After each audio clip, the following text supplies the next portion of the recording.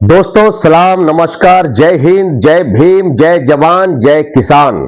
जिस तरह हम और आप मिलकर सोशल मीडिया के जरिए इस भारत को बचाने की पूरी कोशिश कर रहे हैं, उसी तरह पूरी जिम्मेदारी बनती है कि हमारे भारत के एक हिस्से, एक शहर, एक राज्य को बचाना भी।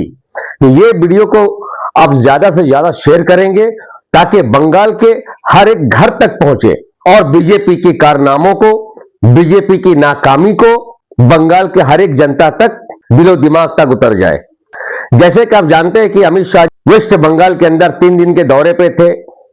उन्होंने भाषण दिया और भाषण में कहा कि हमने बंगाल को, हमारे सरकार बनने के बाद बंगाल बहुत तेजी से उन्नति करेगी। तो मैं उसी अमित शाह को याद दिला देता हूं। अमित शाह एक तड़ीपार इंसान रह चुके हैं और वो तड़ीपार इंसान की सोच तड़ीपार ही जैसा होगा। अमित शाह ने कहा कि हमारी सरकार बनने के बाद बंगाल बहुत तेजी से उन्नति करेगा, तेजी गति से आगे बढ़ेगा। तो अमित शाह को यह याद रखना चाहिए कि उत्तर प्रदेश, वहां भी सरकार बीजेपी की है। बीआरडी कॉलेज आपको याद होगा, बीआरडी कॉलेज 2019 में ऑक्सीजन के कारण 60 से ज्यादा बच्चों की मौतें हो गई थी, जिसमें डॉक्टर कपिल साहब को फंसाया गया था।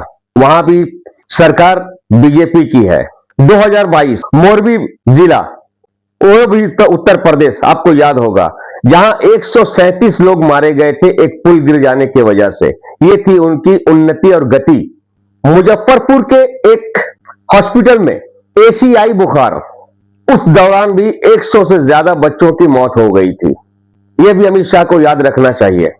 2023 गोवा सड़क हादसे में 532 लोगों की मौत हो गई थी।